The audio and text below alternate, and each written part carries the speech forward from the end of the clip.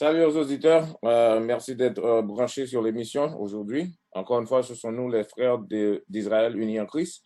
Mon nom c'est Captain Gideon et Je suis Eli. Eli. Aujourd'hui, comme on l'avait prévu la semaine dernière, on va parler sur Jacob et Esau.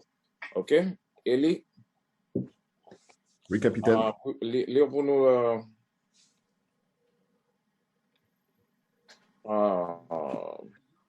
L'image. ouais.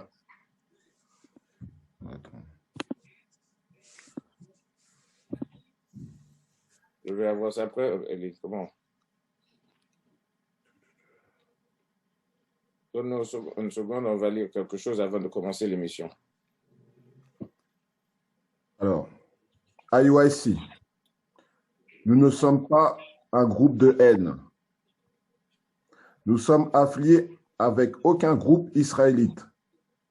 Israël uni en Christ est un mouvement non violent, basé sur la Bible. Nous ne préconisons ni ne tolérons aucun acte de violence envers aucune race, groupe ethnique ou genre. Nous avisons que si quelqu'un a connaissance de tout plan visant à attaquer quiconque ou d'enfreindre les lois du pays, d'aviser les autorités locales afin d'amener la connaissance de toute menace éventuelle possible, comme il est indiqué dans Lévitique chapitre 5, verset 1er. OK. Aujourd'hui, le titre de la classe, c'est Jacob et Esau. Jacob et Esau. On va voir qui est Jacob, qui est Esau, d'après la Bible. OK? Et on va savoir aussi de qui nous sommes. Est-ce que nous sommes d'Esau ou Jacob? Commençons-nous à Genèse 25. À vrai dire, commençons-nous à Jean 8, verset 32. On va commencer à Jean 8, verset 32, et puis ensuite, donne-moi Genèse 1, le chapitre 25. Oui, capitaine. Parce que c'est vraiment important de savoir qui est Esau et Jacob, d'après la Bible. Jean, chapitre 8, le verset 32. Et vous connaîtrez la vérité, et la vérité vous rendra libre. OK, la Bible a dit, vous connaîtrez la vérité te rendra libre. Pour mieux comprendre, ça veut dire que nous sommes tous dans l'esclavage. On a besoin de la vérité pour nous délivrer. Et qu'est-ce que c'est que ça, la vérité? Que le Christ est un homme noir, que les Israélites sont des noirs, qu'il est exigible d'observer les règlements et les lois de Dieu pour être en bon accord avec le Seigneur. Tout ça, c'est la vérité. Et il y a d'autres choses, on va vous montrer aujourd'hui, qui fait partie de la vérité. Allons à Genèse, verset 25. Genèse, chapitre 25, le verset 25. Non, commençons au verset 19. Verset 19.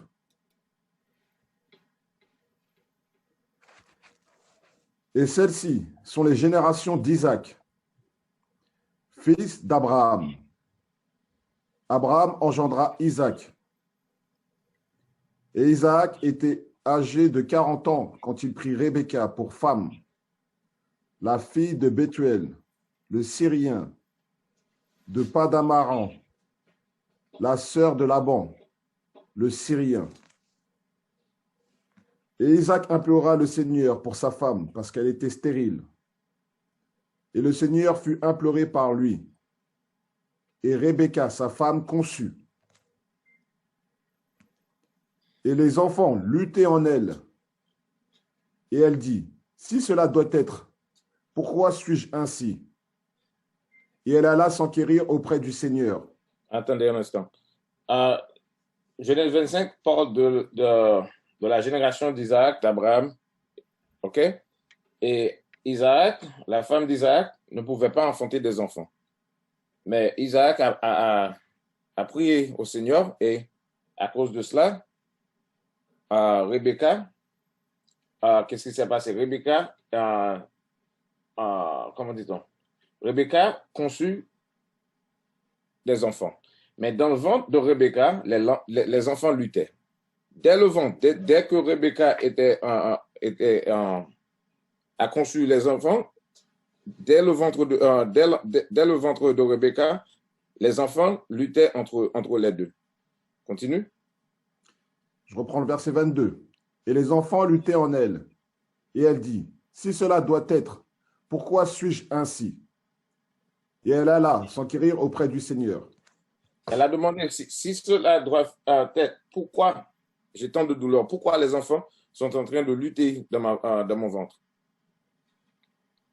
Et elle alla parler au Seigneur. Continue. Verset 23. Et le Seigneur lui dit, 2 nations sont dans ta matrice. Écoute bien. 2 nations est dans ta matrice. 2 nations. 2 nations. Ça veut dire que les 2 enfants qui vont sortir du matrice de Rebecca, l'un deviendra une nation et l'autre deviendra une autre nation. Bien qu'ils seront, comment dit-on, marassa, jumeaux, ça ne veut pas dire pour autant qu'ils vont devenir une seule nation. Mais ils deviendront 2 différentes nations. Prête attention bien. Continue. Et le Seigneur lui dit, 2 nations sont dans ta matrice, et 2 sortes de peuples seront séparés en sortant de tes entrailles. Prête attention bien à ces mots-là.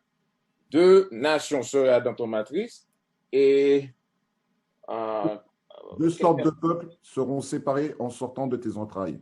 2 sortes de peuples seront séparés en sortant dans ton entrailles. Ça veut dire 2 nations, 2 peuples différents, et ils ne seront pas unis. Bien qu'ils ont la même mère, le même père, mais ces 2 enfants-là seront séparés. 2 ennemis. Continue. L'un des peuples sera plus fort que l'autre. L'aîné servira le plus jeune.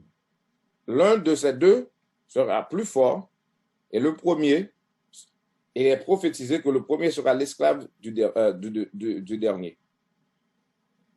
Continue. Verset 24.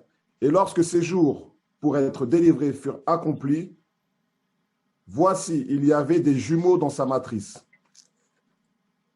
Verset 25. Et le premier sortit roux, tout couvert comme un vêtement velu. Et ils l'appelèrent Ésaü. Le premier sortit roux, tout couvert comme un vêtement velu. N'oublie pas ce verset. Continue. Verset 26. Et après cela sortit son frère, et sa main tenait le talon d'Ésaü. Son nom... Attendez, après ça, sortir son frère et son main en tenait le talon d'Ésaü. Durant la classe, on va voir qu'est-ce que ça signifie. Parce que tout ce qui passe dans la Bible a des significations. Ça était comment dit-on? Une symbole pour montrer quelque chose qui devait arriver dans le futur. Mais on retournera sur cette verset durant la classe. Continuez à lire. Et après cela sortit son frère, et sa main tenait le talon d'Ésaü. Son nom fut appelé Jacob.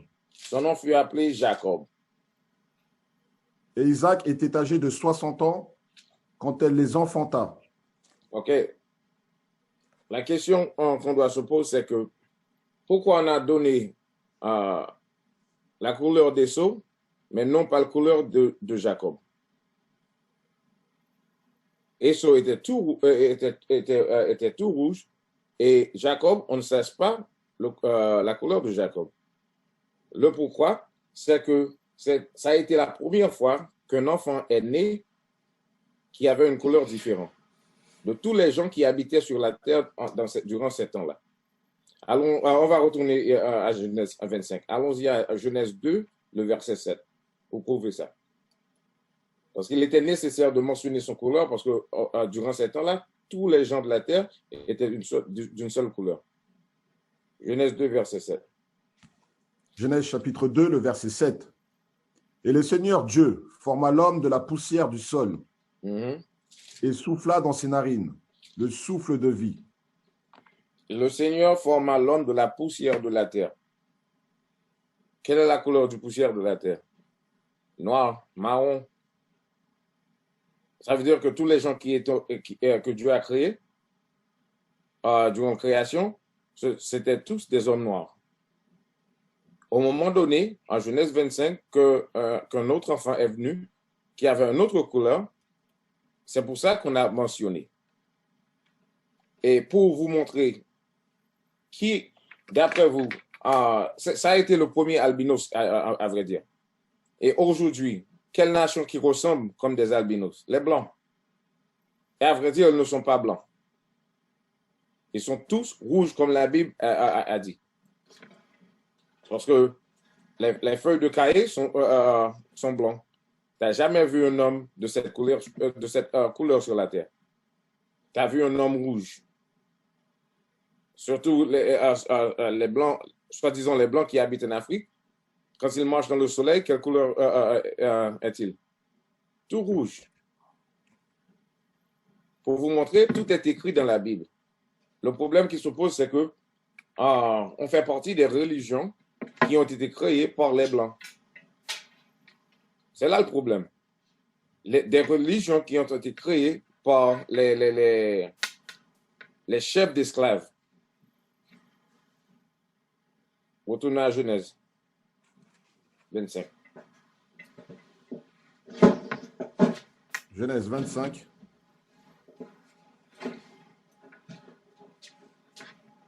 Je reprends le verset 26, capitaine. S'il vous plaît. Et après cela sortit son frère, et sa main tenait le talon d'Ésaü.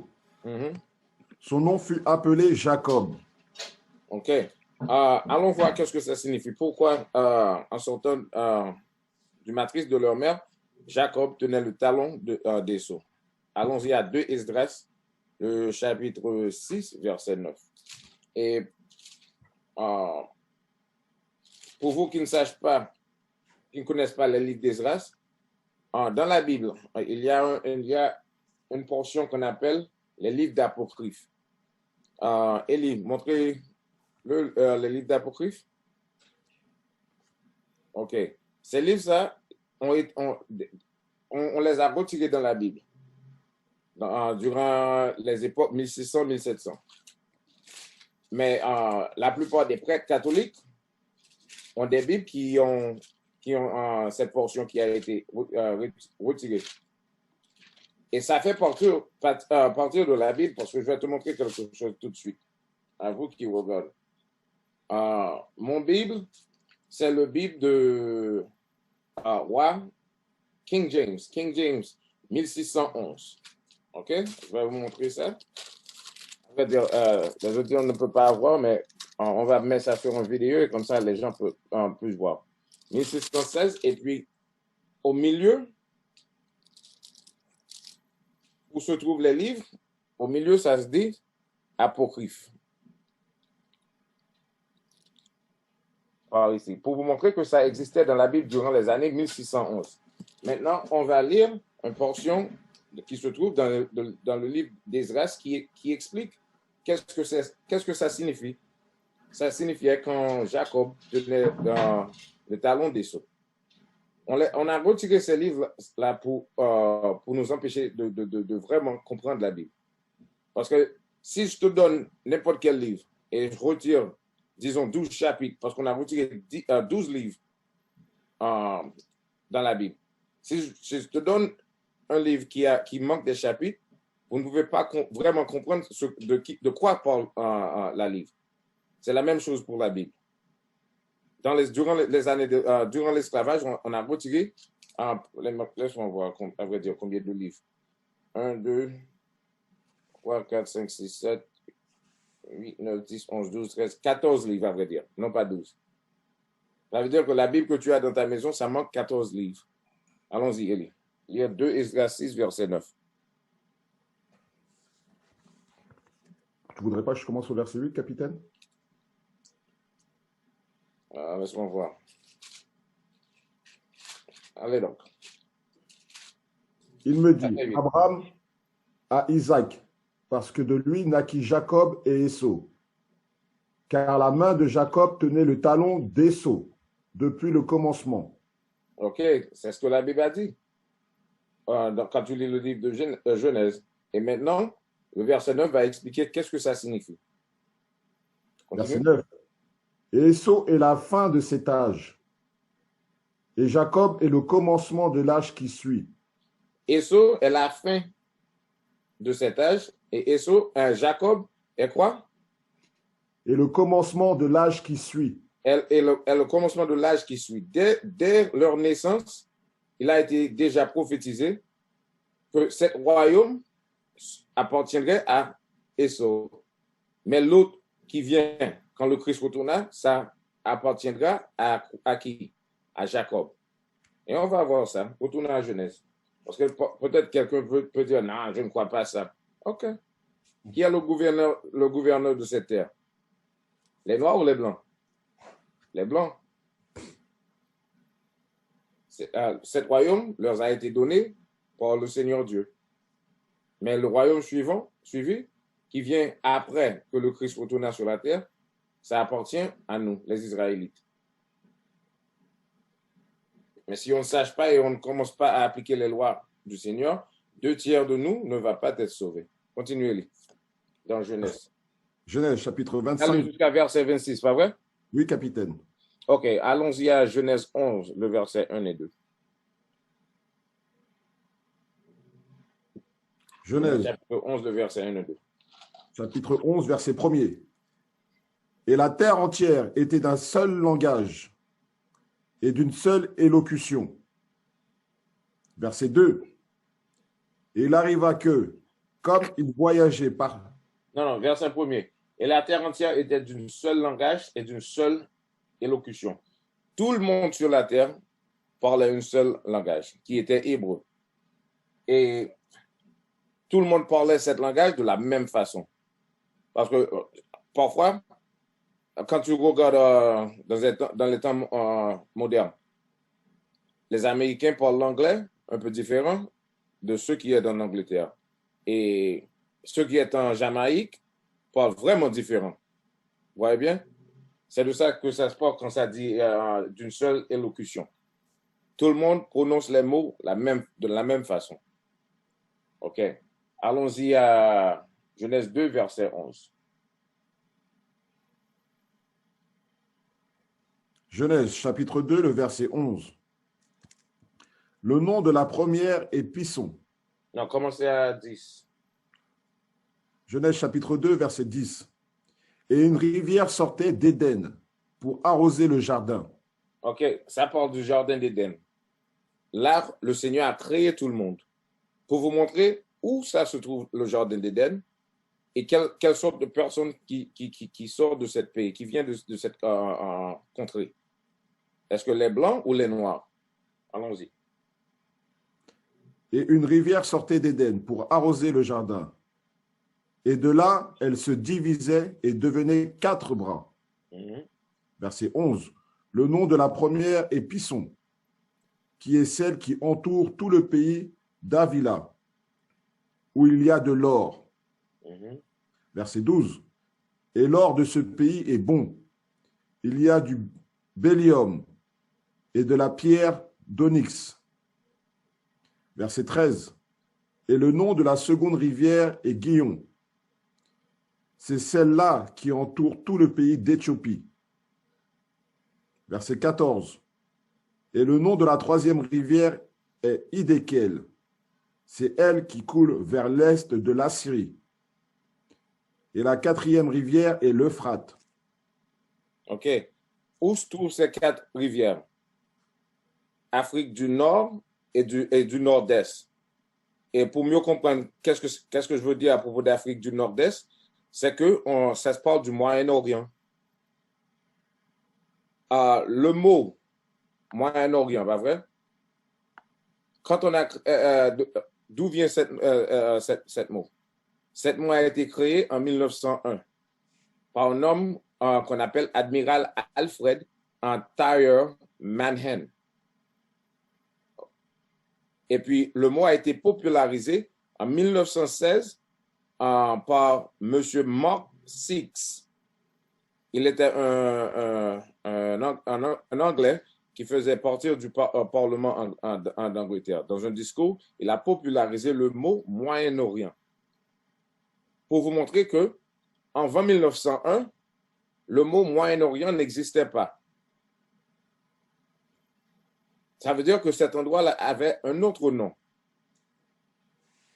Et quel nom avait le Moyen-Orient? Afrique du Nord-Est. C'est la même chose qu'ils ont fait à l'Égypte. Le nom de ce pays n'était pas Égypte auparavant. Ça a été Mizraïm. Mais les Blancs ont changé ce nom. Le continent d'Afrique, le vrai nom du continent n'était pas Afrique.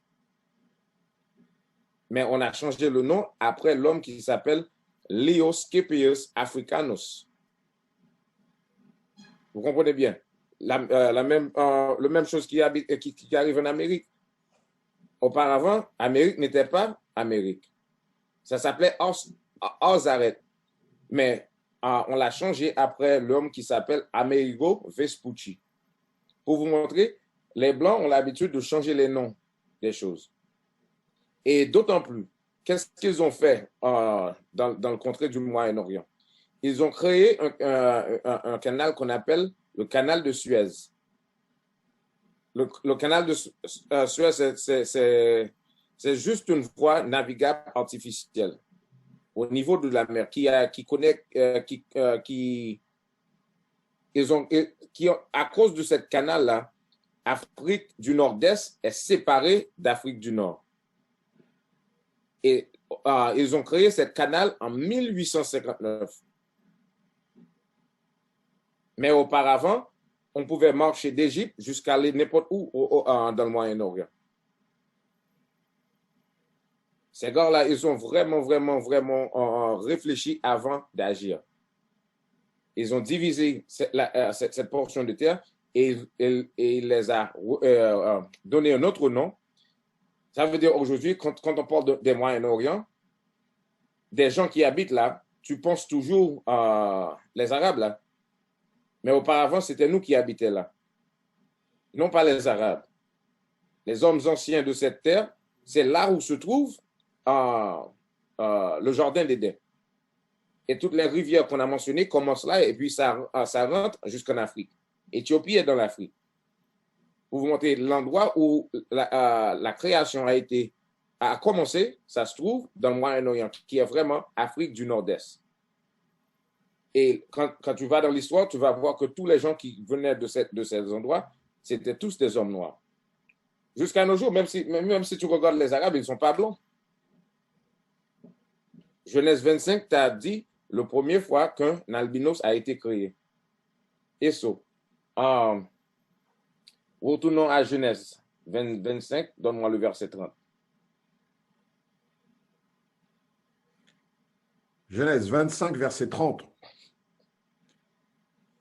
Et Ésaü dit à Jacob, « Nourris-moi, je te prie, de ce potage roux, car je suis défaillant. » C'est pour cela qu'on l'appela Édom. OK. La raison pour laquelle je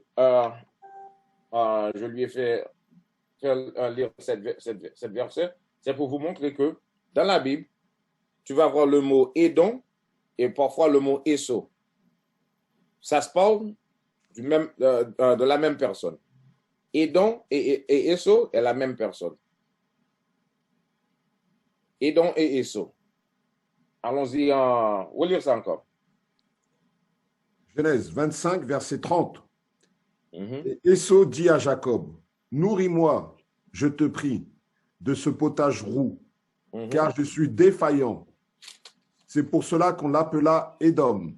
C'est pour ça qu'on l'appela Édom. Qu'est-ce que ça signifie? Édom.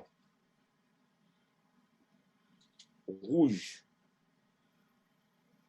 Édom signifie rouge. Ésaü était tout rouge. Il a deux noms dans la Bible. Ésaü et Édom. Et le nom d'Édom, c'est le nom qui appartient à sa postérité. Allons-y donne-moi Genèse 27.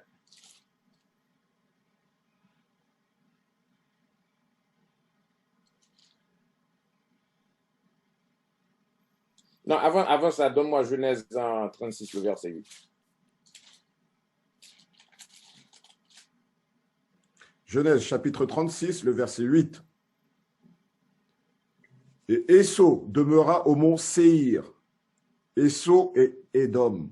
OK. C'est juste pour ratifier les choses. Esau habitait à Mont Seir et Esau est Édom. Quand tu lis dans la Bible, tu vois Édom, ça se parle d'Esau. Quand tu vois Esau, ça se parle d'Édom. C'est la même personne. Allons-y maintenant. Genèse 27.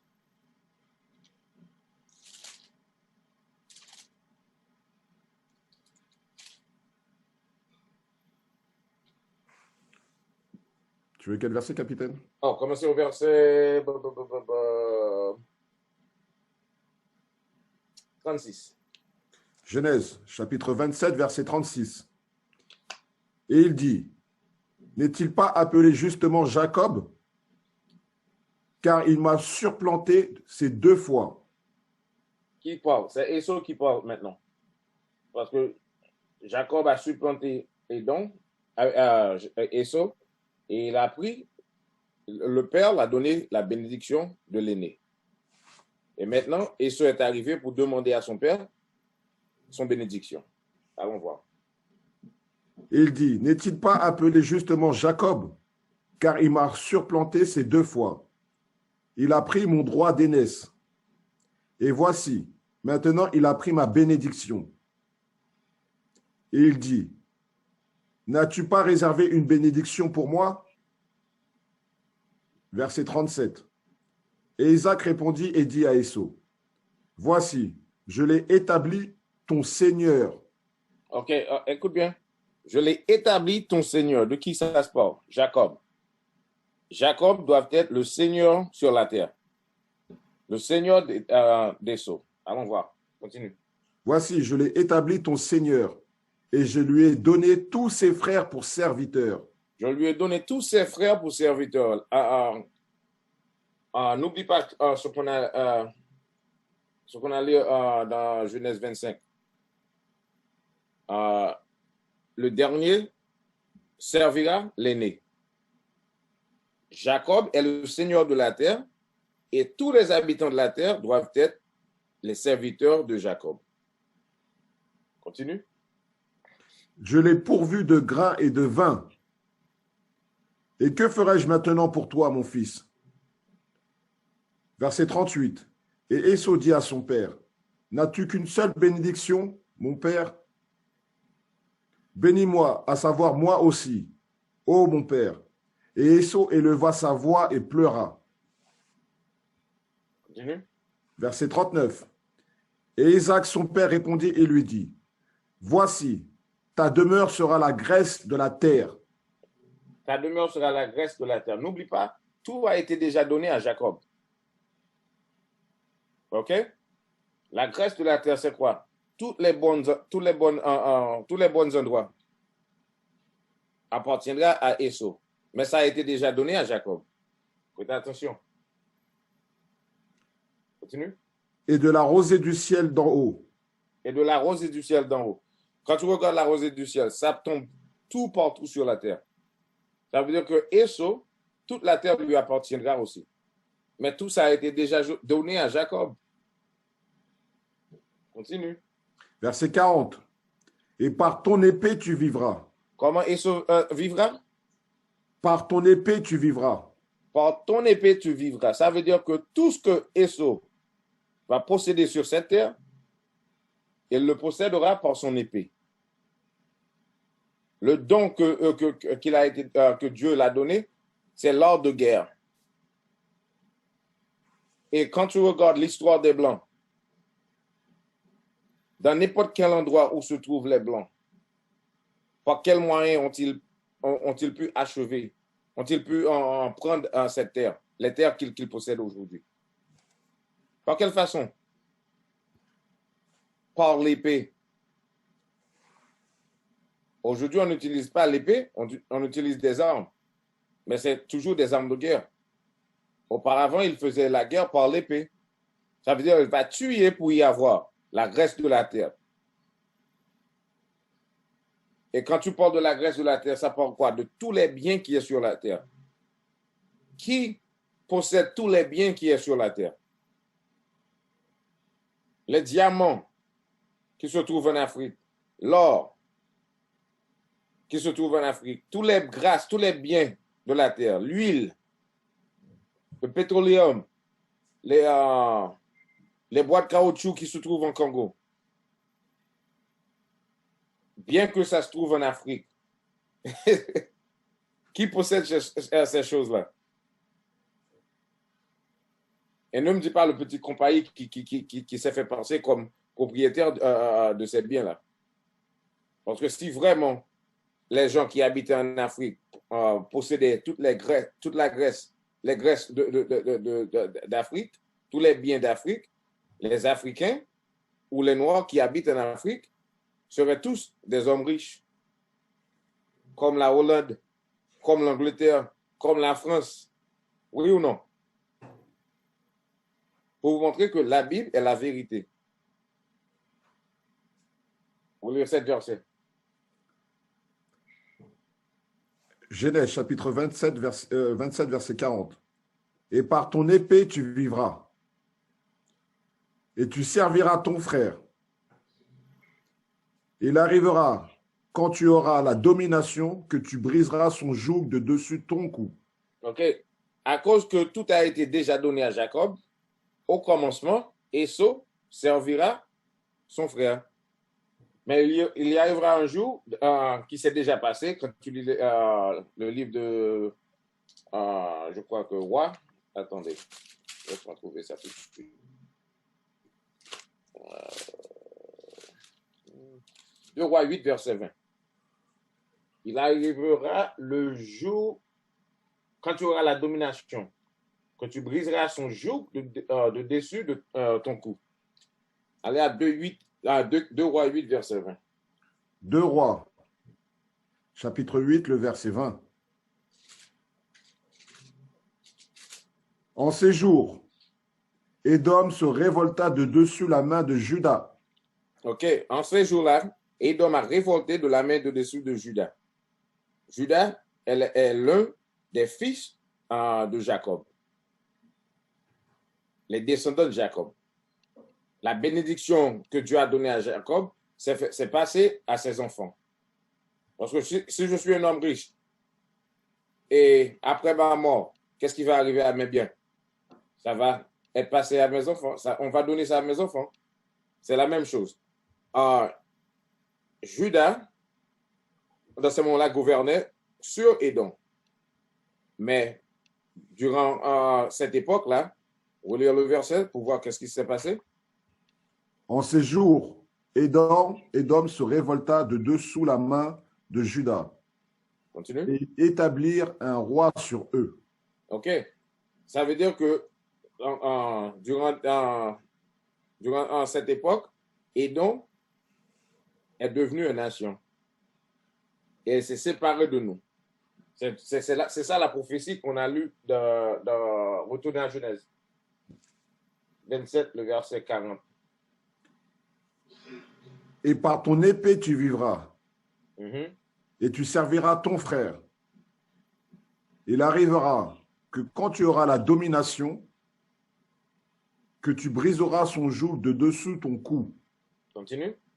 Verset 41. Et Esau prit Jacob en haine à cause de la bénédiction avec laquelle son père, l'avait béni. Et Esau prit Jacob en haine à cause de la bénédiction. Aujourd'hui, cette haine existe toujours. C'est pour ça, quand tu regardes les choses qui se passent en Amérique, la façon qu'ils tuent les Noirs, si tu ne connais pas la Bible, tu vas demander pourquoi ça se passe comme ça. Pourquoi cette haine existe? Ça existait dès la matrice de notre mère. Nous sommes des frères et sœurs, jumeaux. Mais la prophétie a dit que 2 nations sortiraient de ta matrice et ils seront séparés. 2 gens différents. Relire Genèse 25. Peut-être il y avait des gens qui sont branchés en retard ou déjà les gens qui étaient là depuis auparavant, ils ont oublié. Genèse, chapitre 25, le verset verset 23. Et le Seigneur lui dit, 2 nations sont dans ta matrice, et 2 sortes de peuples seront séparés en sortant de tes entrailles. L'un des peuples sera plus fort que l'autre, et l'aîné servira le plus jeune. L'un sera plus fort que l'autre. Quand tu regardes dans tous les événements sportifs, qui est le plus fort? Les Noirs. À n'importe quel moment qu'on nous a donné l'opportunité de faire quelque chose, on devient le meilleur. Durant longtemps, on n'a pas pu jouer le golf. Au moment donné qu'on a laissé Tiger Woods jouer au golf, qu'est-ce qui s'est passé? Il est devenu le meilleur. La même chose pour le sport du tennis. Regarde bien, le premier, l'aîné, sera plus fort que le dernier. On est plus fort physiquement, mais en tant que comment dit-on?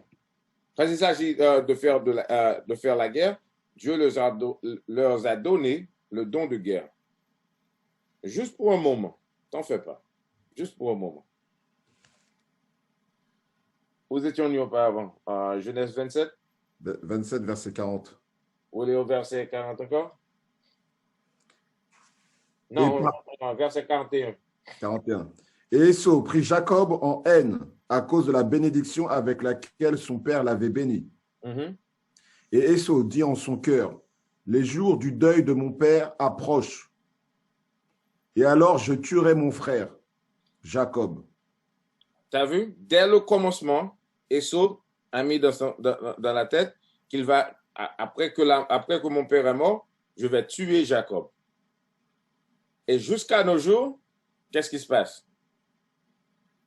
Ésaü ou Édom, il poursuit toujours Jacob. Ils font toutes sortes de choses pour nous détruire. Mais elle ne peut pas parce que nous sommes les enfants élus de Dieu. Quand tu regardes en Afrique, le sida, à vrai dire, toutes les maladies qui sont en Afrique, d'où viennent ces maladies-là? Ils ont pris le prétexte qu'ils nous donnent des guérisons, mais pendant qu'ils font les vaccinations, ils nous donnent des maladies. Ils veulent détruire tous les Noirs. Mais le problème qui se pose, c'est que nous sommes les enfants élus de Dieu. Nous sommes les vrais Israélites.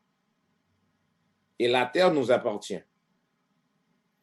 On est juste en train de souffrir parce qu'on a désobéi à la loi. C'est tout. En retournant vers le Seigneur, crois-moi, comme j'ai dit la semaine dernière, lire le livre de Juges qui se trouve dans la Bible et tu vas voir comment Israël a mené leur vie. Au moment donné qu'ils appliquaient les lois, Dieu combattait pour eux. Quand ils ont désobéi les lois, Dieu les a rendus dans l'esclavage. OK? Allons à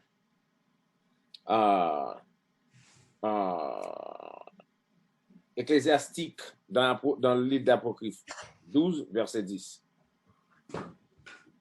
Non, allons-y à Psaume 55, verset 20. Psaume 55, verset 20.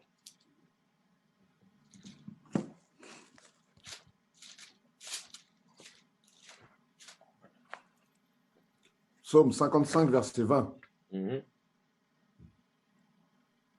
Il a étendu ses mains sur ceux qui sont en paix avec lui. Il a violé son alliance. Attendez, vous lire ça encore? Psaume 55, verset 20. Il a étendu ses mains sur ceux qui sont en paix avec lui. OK. Il a étendu ses mains sur ceux qui sont en paix avec lui. Continue. Il a violé son alliance. Christophe Colomb est venu. Les Puritains sont venus aux États-Unis. Ils ont fait beaucoup d'alliances avec les natifs. les natifs leur a reçus avec le bon cœur. Il leur a donné des biens. Et si ce n'était pas pour les natifs d'Amérique, les Anglais qui sont venus en Amérique ne pourraient pas survivre l'hiver. Mais qu'est-ce que les Blancs ont fait?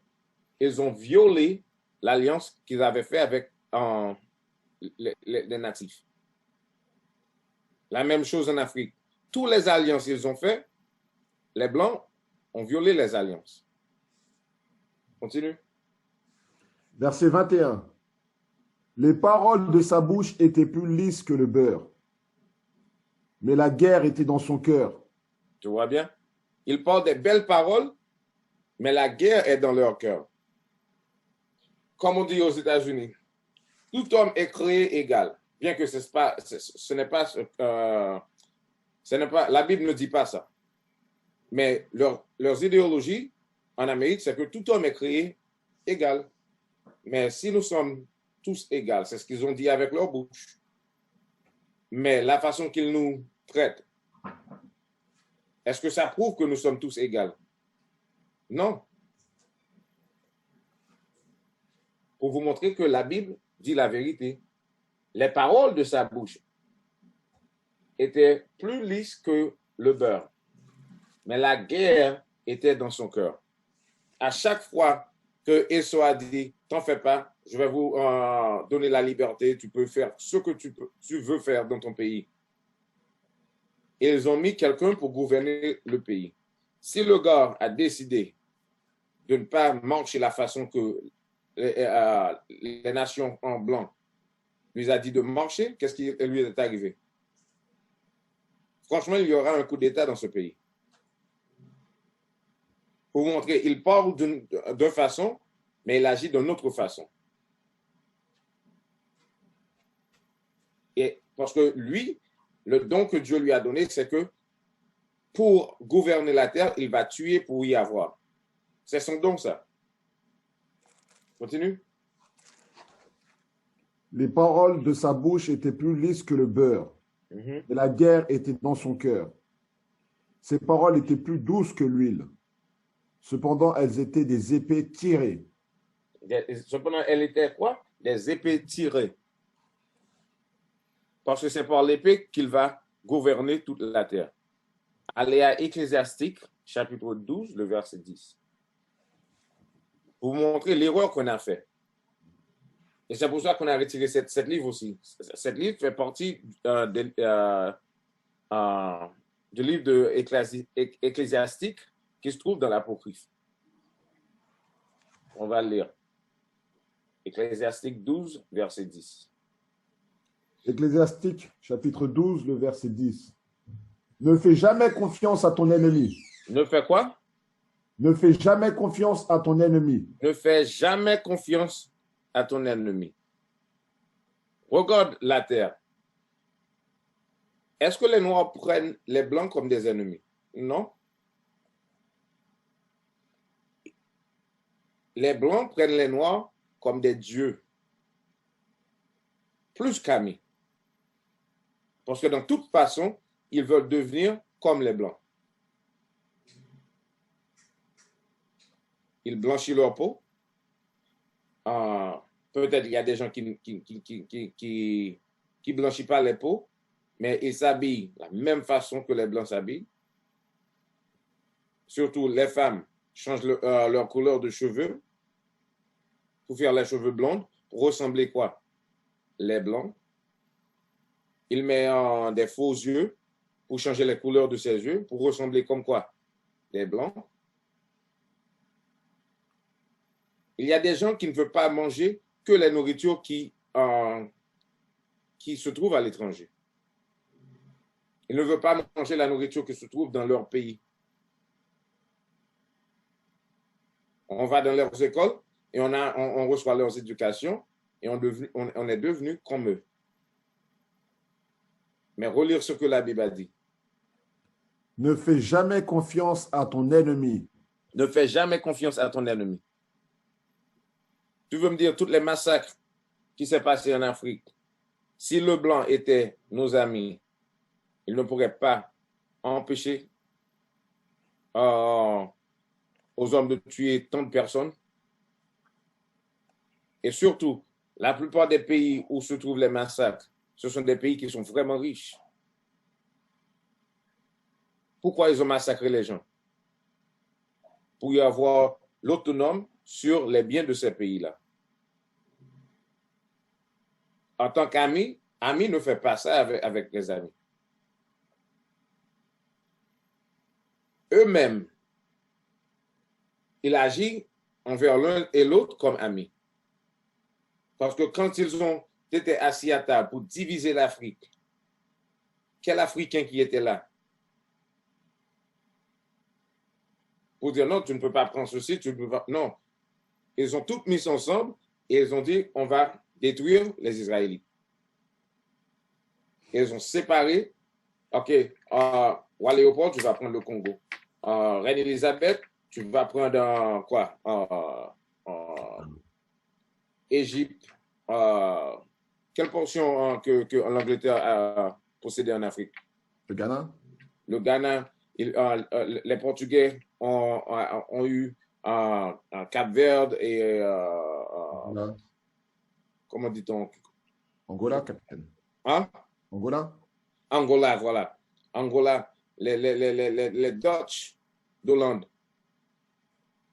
Sud-Afrique, ils ont divisé l'Afrique en tant qu'amis, ils nous ont traités comme des ennemis.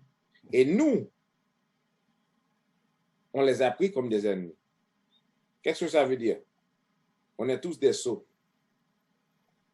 Le pourquoi? Parce qu'on ne sache pas la vérité. Tout ce qui sort de la bouche des Blancs, on accepte ça sans problème. Mais au moment donné que la vérité se prêche, oh non, non, non, non, c'est pas ça la vérité. Dieu est amour, Dieu. Écoute mon frère, toutes les religions qui sont établies sur la terre ont été établies par les Blancs. C'est pour ça que tu n'as jamais lu les versets qu'on est en train de lire aujourd'hui. En Afrique se trouve surtout en Afrique se trouve beaucoup de faux pasteurs. Ils font tous la guérison. Mais le sida, ça tue beaucoup de gens en Afrique. S'ils savaient vraiment comment faire des miracles, il n'y aurait jamais de maladies en Afrique. Faites attention bien. Allons-y à Michée 2, verset 2. Et de Michée, chapitre 2, le verset 2. Michée, chapitre 2, le verset 2. Ils convoitent des champs et les prennent par la violence, et des maisons et les enlèvent. Ainsi, ils oppriment l'homme et sa maison, et même l'homme et son héritage. Commencez au verset 1er. Verset Michée, chapitre 1, chapitre 2, verset 1er. Malheur à ceux qui méditent l'iniquité et qui forgent le mal sur leur lit. Sitôt que le matin, lui, ils l'exécutent, parce que c'est au pouvoir de leurs mains. La Bible a dit malheur à ceux qui méditent l'iniquité. Qu'est-ce que c'est que ça, l'iniquité? Le péché. Qui forgent le mal sur leur lit. Durant le soir, ils se couchent, ils réfléchissent, OK, comment je vais détruire en Afrique du Sud. Ils ont beaucoup de biens là-bas et on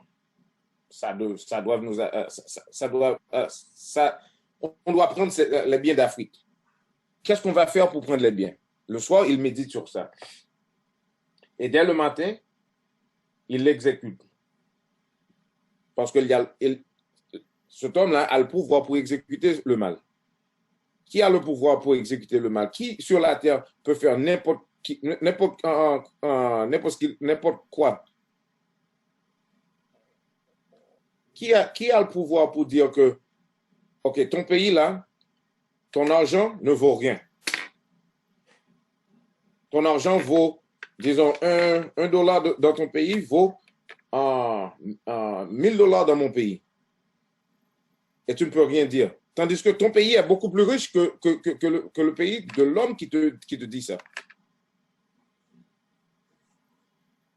Tu restes dans ton pays et un homme t'approche et écoute bien, je vais t'emprunter 1 million de dollars.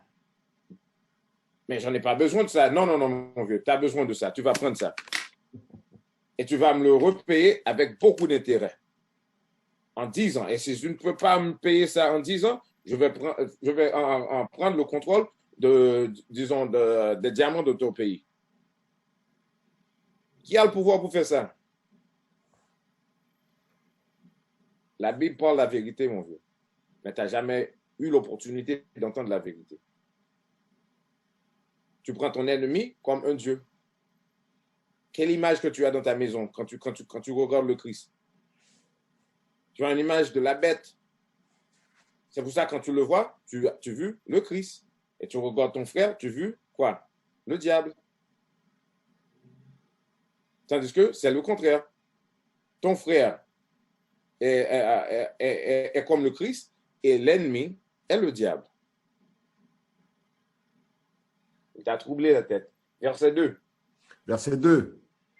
Et il convoite des champs. Et il convoite des champs. Quand tu regardes toute la terre, où se trouvent les champs? La plupart des champs se trouvent en Afrique ou en Amérique, ou dans les îles caribéennes. Continue. Et les prennent par la violence.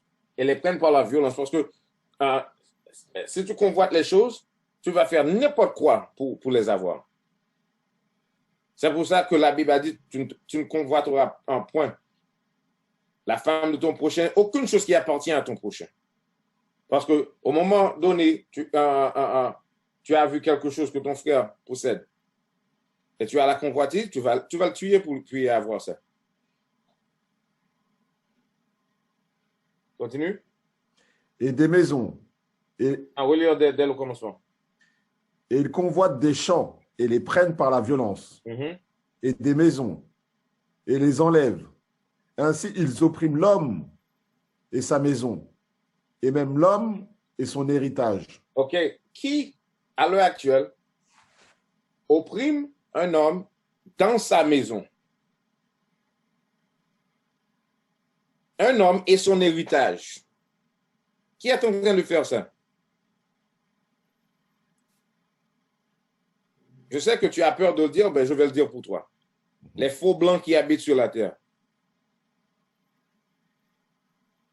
Parce que tout ce qui se trouve en Afrique, c'est l'héritage des gens, des Africains qui habitent là, pas vrai? Mais qui a le contrôle, le monopole de tous les biens d'Afrique? C'est de ça que la Bible parle. Tu es opprimé, tu es affligé, tu es épuisé, et jusqu'à nos jours, tu regardes l'homme qui t'a épuisé, tu le prends comme un Dieu.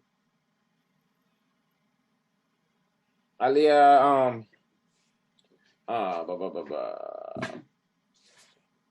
Abdias 1, verset 10.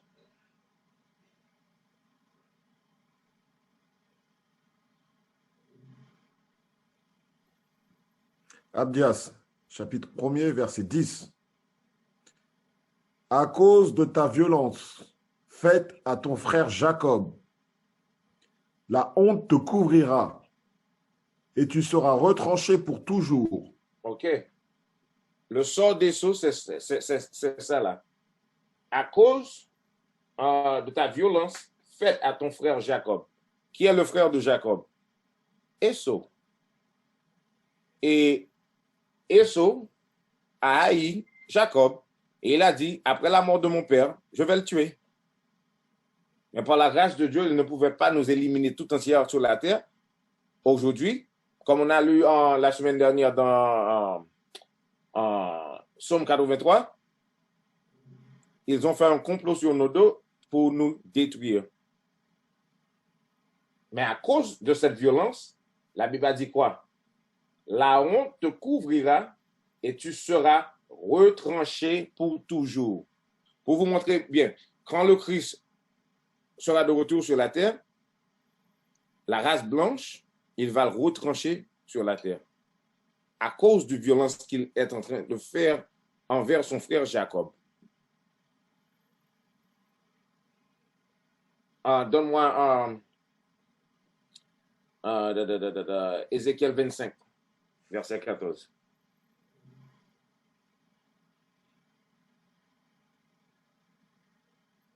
Ézéchiel 25, verset 14. Ézéchiel, chapitre 25, le verset 14. Et j'exercerai ma vengeance sur Édom. Par la main. En Genèse, en 36, verset 8, Édom est Esso. Or, Esso est Édom. Son nom a été changé en Édom. Ça se parle d'Esso, le frère de Jacob. Vous lire ça dès le commencement. Ézéchiel, chapitre 25, le verset 14. Et j'exercerai ma vengeance sur Édom par la main de mon peuple. Non. Commencez au verset 12. Verset 12. Ainsi dit le Seigneur Dieu, parce que Édom a agi contre la maison de Juda. Qui a parlé le Seigneur Dieu? Il va faire quelque chose. Le pourquoi? Parce que la façon que Édom a agi envers la maison de Juda. Continue. En prenant vengeance, et s'est rendu grandement coupable en se vengeant d'eux. Voyez bien, le fait qu'il nous a menés dans l'esclavage, il s'est rendu vraiment coupable. Il va payer pour ça un jour. Allez. Verset 13. À cause de cela, ainsi dit le Seigneur Dieu. Ainsi dit le Seigneur Dieu. Ça veut dire que ce qu'on parle maintenant, ce n'est pas nous qui va le faire. C'est le Seigneur Dieu qui va le faire. Le Christ ne reviendra pas sur la terre pour marcher main dans la main avec toutes les nations. Allons-y, non. Il va venir pour tuer, pour détruire, pour établir son royaume sur le royaume des méchants.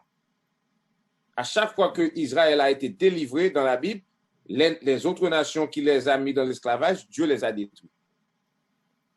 Continue.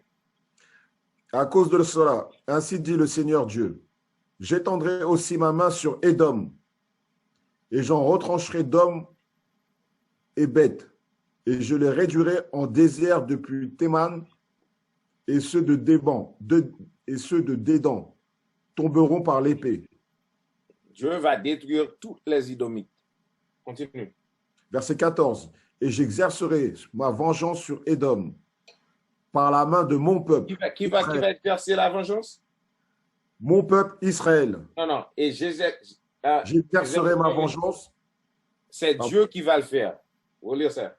Et j'exercerai ma vengeance sur Édom par la main de mon peuple Israël. Par la main de mon peuple Israël. Après, le Seigneur sera de retour. Il va former son armée avec les peuples d'Israël et on va nous venger d'Édom. Continue. Et ils feront en Édom selon mon courroux. Ils feront en Édom selon mon courroux parce que Dieu regarde en haut et il veut faire quelque chose. Mais ce n'est pas le temps maintenant. On doit premièrement réveiller le peuple d'Israël parce qu'on doit savoir la vérité d'abord. Lire. Ils feront en Édom selon mon courroux et selon ma fureur. Et ils connaîtront ma vengeance, dit le Seigneur Dieu. Dit qui? Le Seigneur Dieu. Allons-y à Apocalypse 13, verset 10. Apocalypse, le chapitre 13, verset 10. Pour vraiment voir le sort des dons. Apocalypse, chapitre 13, le verset 10. Celui qui mène en captivité ira en captivité. Celui qui mène en captivité ira en captivité. Qui a amené en captivité? Les Blancs ont amené les Noirs en captivité.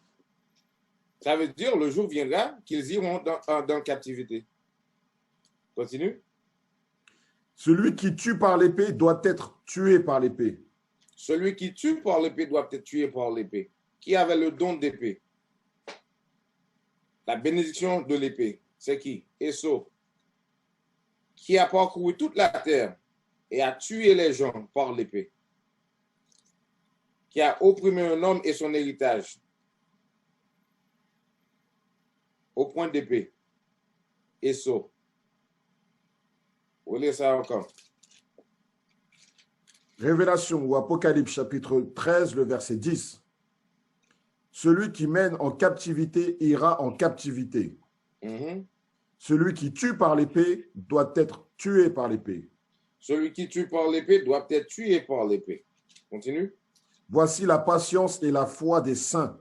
Voici la patience et la foi des saints. Les vrais saints. Donne-moi qui sont les saints d'abord. Parce que toutes les fausses églises chrétiennes disent non, oui, nous sommes tous les saints de Dieu. On va voir ce que la Bible a dit à propos des saints. Les vrais saints du Seigneur, ce qu'il attend, c'est que le Seigneur retourne sur la terre et que ceux qui ont tué par l'épée doivent être tués par l'épée et ceux qui nous ont amenés dans l'esclavage doivent devenir nos esclaves. Lisez ça pour moi. Psaume 148, verset 14. Il exalte aussi la corne de son peuple. La corne de son peuple a été exaltée. Continue. La louange de tous ses saints. La louange de tous ces saints. On va voir qui sont les saints. C'est-à-dire des enfants d'Israël. C'est-à-dire qui? Des enfants d'Israël. Les saints, ce sont les enfants d'Israël. Toute la Bible a été écrite pour qui? Les enfants d'Israël. Retournons à Révélation.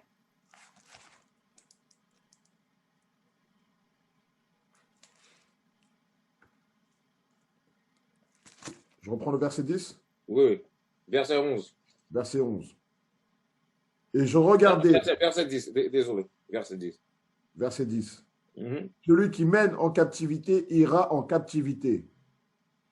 Celui qui tue par l'épée doit être tué par l'épée. Voici la patience et la foi des saints. La foi et la patience des saints est de rester tranquille, observant les lois, les règlements de Dieu dans la foi du Christ, en attendant que le Christ revienne pour faire tout ce qui est écrit dans la Bible. Donne-moi un Malachie 1, verset 14. Donne-moi un Romains 9, verset 13 d'abord.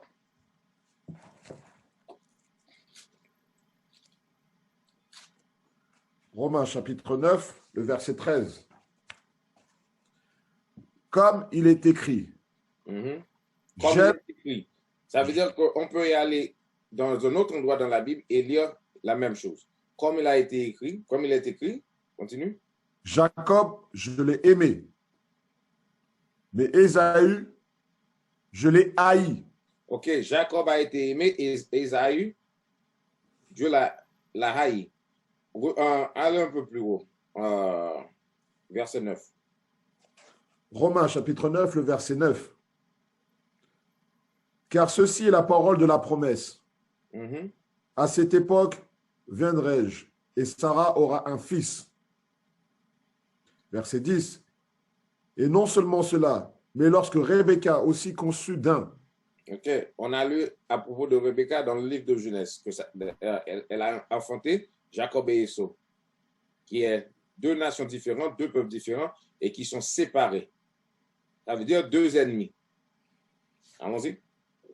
Et non seulement cela, mais lorsque Rebecca aussi conçut d'un, c'est-à-dire de notre père Isaac. Verset 11. Car les enfants n'étant pas encore nés, n'ayant fait aucun bien ni mal, afin que le dessein de Dieu selon l'élection puisse se maintenir, non des œuvres, mais de celui qui appelle. Verset 12. Il lui fut dit, l'aîné servira le plus jeune. C'est ce qu'on a lu dans Genèse 25. Mm-hmm. Continue. Comme il est écrit, Jacob, je l'ai aimé, mais Esau, je l'ai haï. Avant que les enfants étaient nés, Dieu a déjà choisi qui il voulait choisir.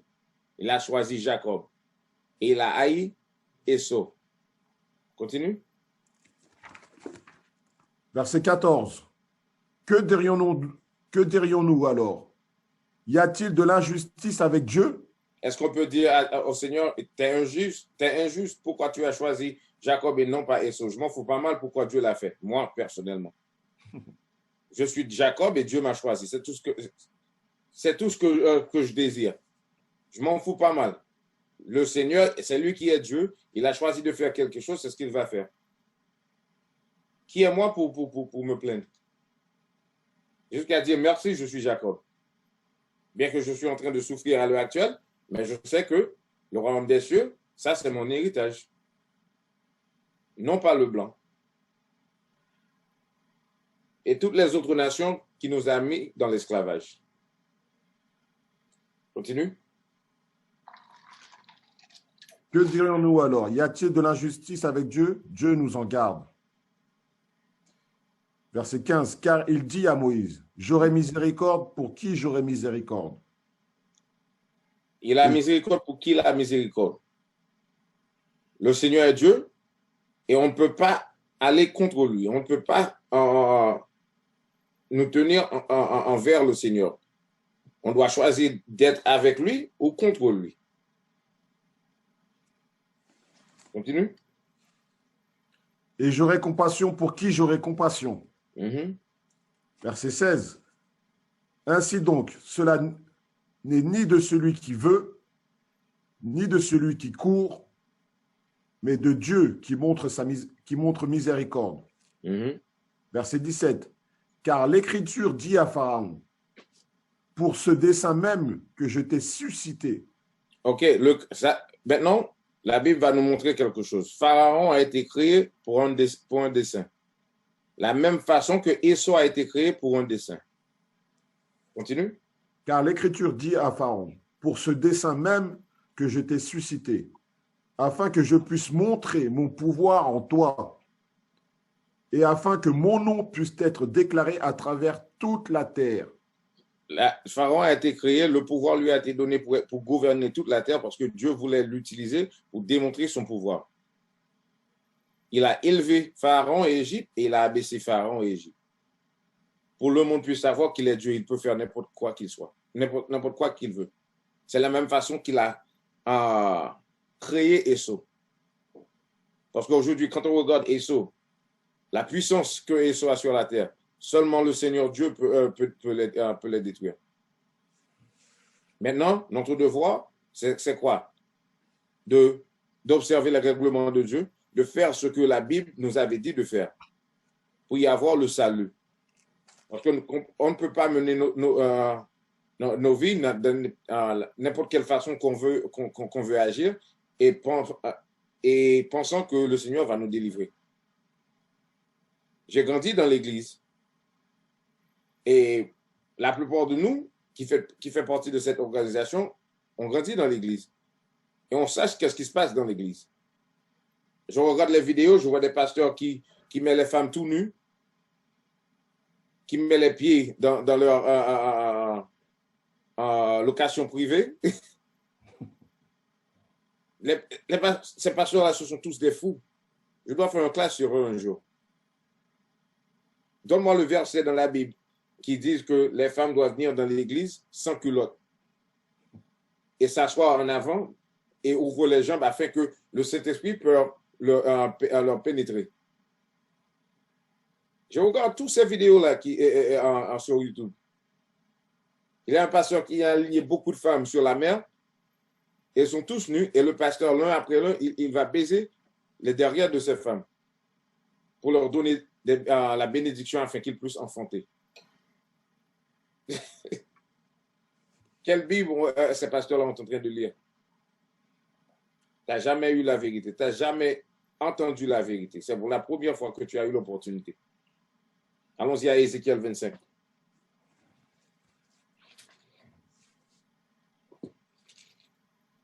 Ézéchiel 35.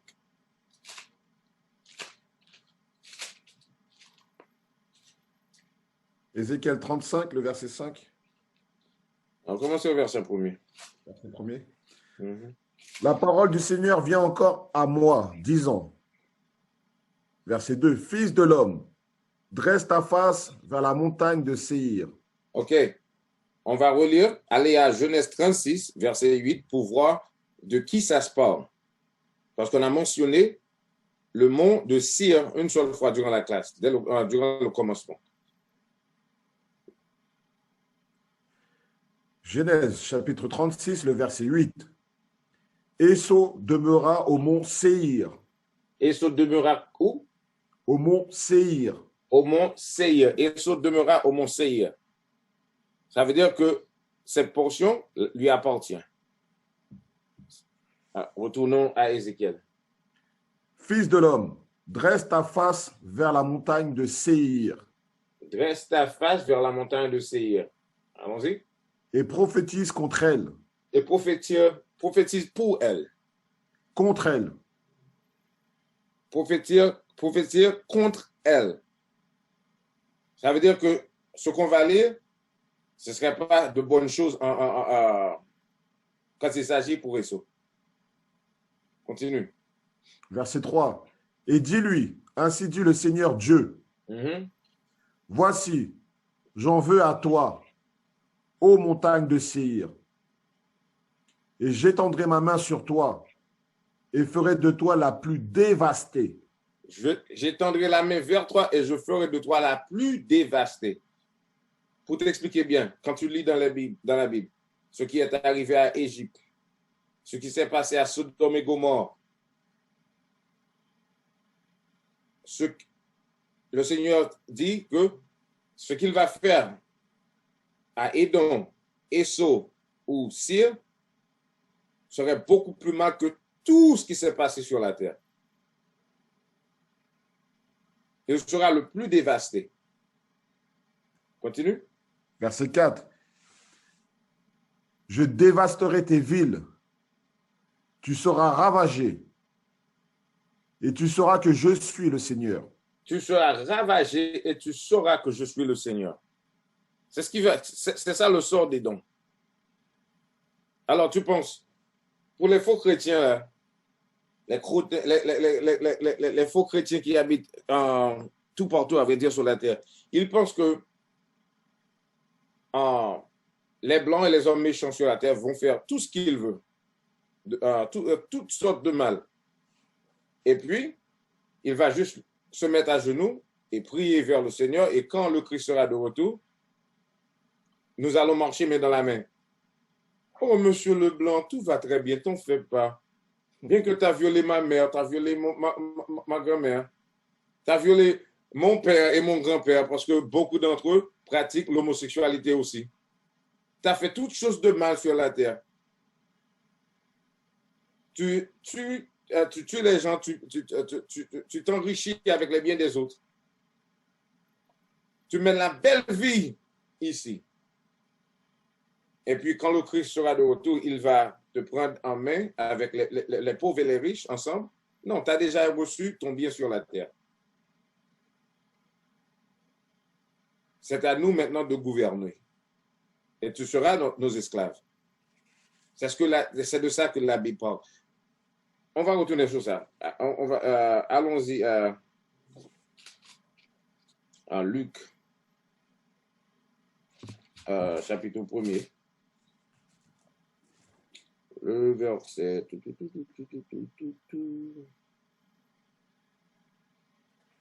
Ah, 71. Luc, chapitre 1er, verset 71. Et que nous devions être sauvés de nos ennemis, de la main de tous ceux qui nous haïssent. Le Christ, commençons au verset 68. Luc chapitre 1, le verset 68. Béni soit le Seigneur Dieu d'Israël. Béni soit le Seigneur Dieu d'Israël, non pas le Seigneur Dieu de toutes les nations. On continue. Car il a visité et racheté son peuple. Il a visité et racheté son peuple. Parce que avant que le Christ était venu mourir pour nous, il y avait des péchés qu'on ne pouvait pas avoir le pardon pour eux. Si on pratiquait le magie, on devait être mis à mort. Si on pratiquait l'homosexualité, on devait être mis à mort. Mais du fait que le Christ est venu mourir pour nous, on peut changer. Ça ne veut pas dire qu'on peut continuer. On peut changer parce qu'on est tous nés dans l'esclavage. On n'a pas eu l'opportunité de savoir comment vivre. Maintenant, nous savons qu'on doit observer les lois et les règlements de Dieu. Ça veut dire qu'on peut changer. C'est ça la grâce. La grâce nous a été accordée pour changer, non pas pour rester dans le péché. Continue. Verset 69. Et nous a suscité une corne de salut dans la maison de son serviteur David. 70. Comme il en avait parlé par la bouche de ses saints prophètes, qui ont été depuis le commencement du monde. Verset 71. Que nous devions être sauvés de nos ennemis. Que nous devions être sauvés de nos ennemis. Le Christ ne va pas venir sur la terre pour sauver nous et les autres. Ça veut dire que les coupables et les incoupables. Non, le Christ va revenir pour juger la terre. Ça veut dire que ceux qui ont fait le mal ne peuvent pas recevoir le bien. Point du tout. Et jusqu'à nos jours, le méchant n'a jamais demandé pardon, n'a jamais rendu à nous-mêmes nos biens, ou nous a, oui, avec des retournons à nos biens. Il prend, c'est tout. Et à l'heure actuelle, il pense qu'il peut combattre contre le Seigneur.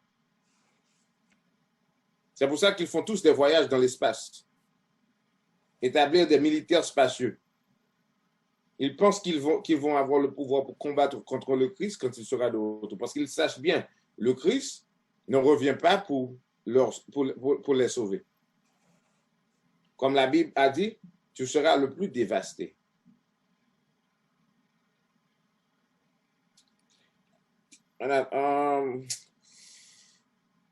Retournons à Ézéchiel.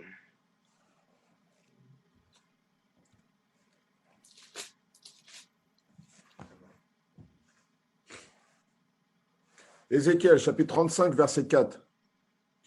Je dévasterai tes villes. Tu seras ravagé.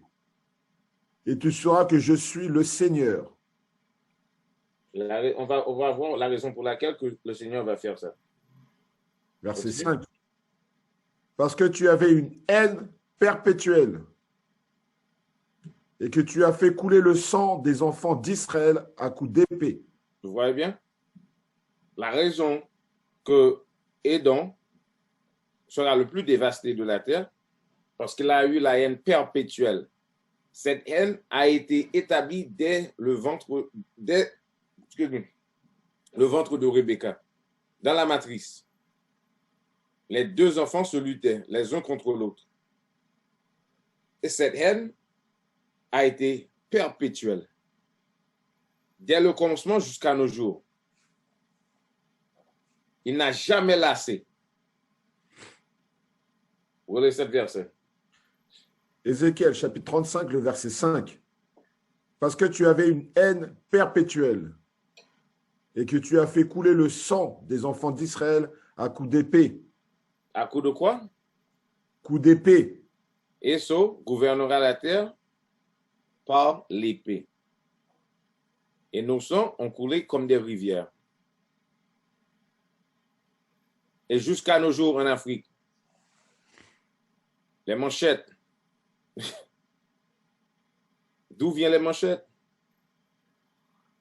Qui a assez d'argent pour acheter des milliers de manchettes et les donner gratuitement? Vous devez réfléchir. Il y a quelqu'un qui est l'auteur de toutes les massacres qui se passent en Afrique. Et pour ça, les faux blancs, les hommes rouges, seront les plus dévastés sur la terre. Et ils sachent ça aussi. Continue. Et que tu as fait couler le sang des enfants d'Israël à coups d'épée, au temps de leur calamité, au temps où leurs iniquités étaient à sa fin. OK. Nous avons péché et Dieu nous a rendus dans l'esclavage. Mais ils ont dit, durant l'émancipation aux États-Unis, sur Abraham Lincoln, vous êtes libres. Mais réfléchis bien, étions-nous libres? Parce que même après la liberté, Pour y travailler, qu'est-ce qu'on a obligé de faire? De retourner dans les plantations. Et bien qu'il nous payait, mais il nous payait un petit morceau d'argent. OK. On va lire le verset encore. Ézéchiel chapitre 35, le verset 5. Parce que tu avais une haine perpétuelle et que tu as fait couler le sang des enfants d'Israël à coups d'épée au temps de leur calamité. Au temps de notre calamité. Durant l'esclavage, ils nous ont tués. Durant la colonisation d'Afrique, ils ont tué. Nos sangs ont coulé tout partout sur la terre durant notre calamité. Parce que Dieu nous a envoyés dans l'esclavage parce qu'on a désobéi les règlements de Dieu. Mais ça devrait terminer un jour. Après, continuez, lire le dernier portion du verset. Au temps où leur iniquité était à sa fin. Au temps de leur iniquité était à sa fin. Au moment qu'on nous a donné la liberté. En Amérique, on nous a donné la liberté et après ça, on s'est rendu dans les champs pour travailler. Pour une miette de pain. Et ensuite, on a livré après nous les Ku Klux Klan qui nous tuaient toujours par des milliers. Même après qu'ils nous a donné la liberté, les mêmes choses continuaient jusqu'à nos jours. Et quand tu regardes l'Afrique maintenant, ils ont donné la liberté à tous les pays d'Afrique. Presque dans les époques de 1940 jusqu'à 1970 à peu près. Après ça, qu'est-ce qui s'est passé? La même chose. Le blanc a déplacé, il a mis quel mot? J'aimerais bien utiliser un mot. Des traîtres. Il a mis des traîtres au pouvoir. Et ces traîtres fait quoi? Ils tuent les gens qui veulent établir leur propre pays et ils vendent tous les biens aux pays étrangers. Même à la fin de l'esclavage, on est toujours esclave. C'est pour ça que la Bible a dit que cette haine existe perpétuellement. Le mot qui sort de leur bouche est douce comme le beurre, est lisse comme le beurre. Mais la guerre est dans leur cœur. Quand tu regardes, comment s'appelle ce gars-là?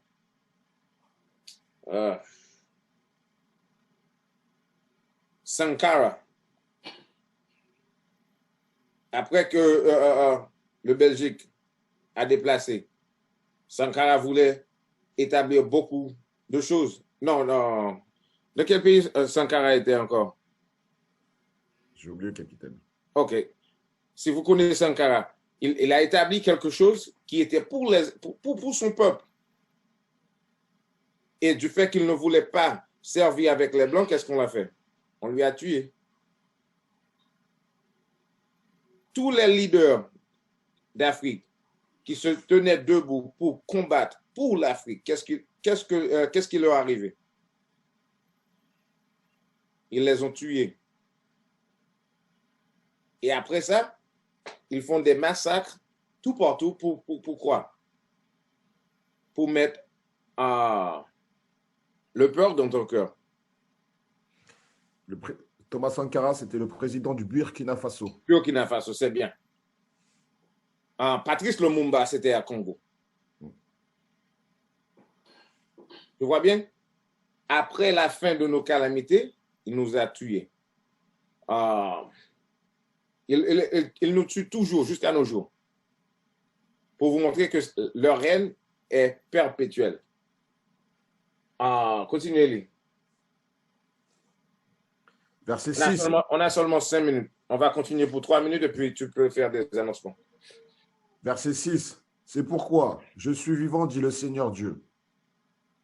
Je te préparerai pour le sang, et le sang te poursuivra, parce que tu l'as haï, parce que tu n'as pas haï le sang. Le sang aussi te poursuivra. Continue.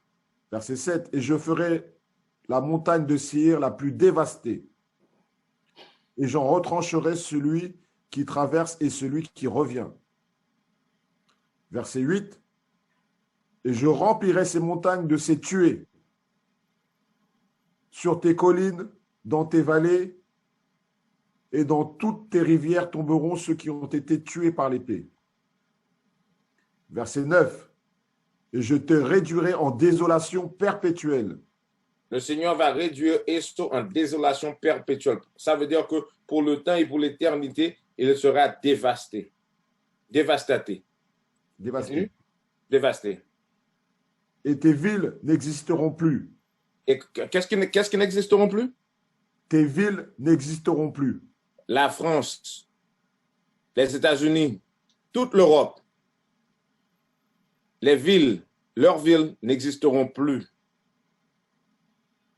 Ce n'est pas, c'est pas ce que je dis, c'est ce que la Bible dit. Jamais tu iras à l'église et tu entendras ton pasteur lire cette verset-là. Il va vous dire que le Christ, le Seigneur aime tout le monde. Mais dans le Nouveau Testament, la Bible a dit, non, je n'aime pas tout le monde. La Bible a dit que le Seigneur a des ennemis. Il va détruire tous ses ennemis. On va terminer dans cette verset-là. Et Élie. Oui, capitaine. Alors, je vais faire un petit annoncement. Comme on vous le disait, nous sommes Israël unis en Christ. Nous sommes une organisation. Nous sommes là pour éveiller les 12 tribus d'Israël qui sont dispersées dans les 4 coins du monde. Aujourd'hui, le capitaine Gideon nous a donné la bénédiction de pouvoir comprendre la Bible encore un peu plus, avoir un peu plus de compréhension et reconnaître et savoir qui est notre ennemi, surtout l'ennemi principal qui est Édom, qui est l'Européen, qui est notre frère jumeau qui est né albinos. Attendez. Tac. Donnez-le le site de YouTube, là. Oui, capitaine. Le site.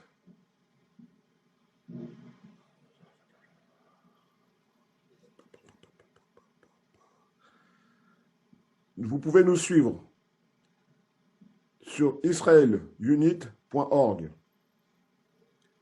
Nous avons aussi aujourd'hui une télé. Vous pouvez télécharger l'application IUIC TV sur Android, sur Apple. TV.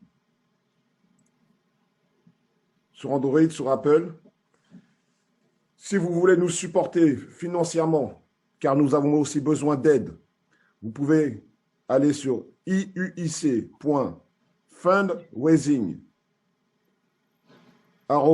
@israelunit.org. Je répète, IUIC, fundraising, FUNDRAING,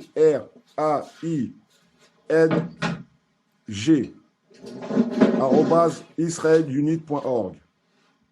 Vous pouvez aussi nous aider ou acheter des vêtements, des livres et écouter de la bonne musique qui pourrait nettoyer votre esprit en allant sur Original Royalty.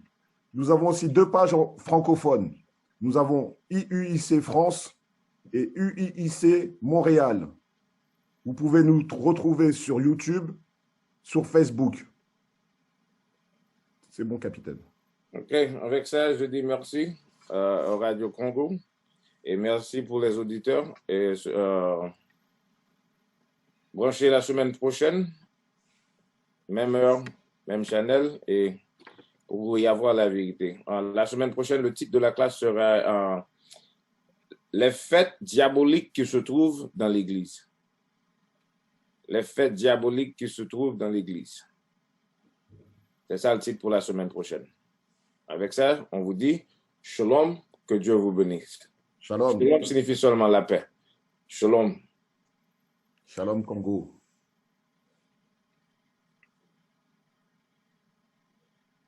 We used to scream black power while Heron was pushed. But at the end of the day, nothing's in vain.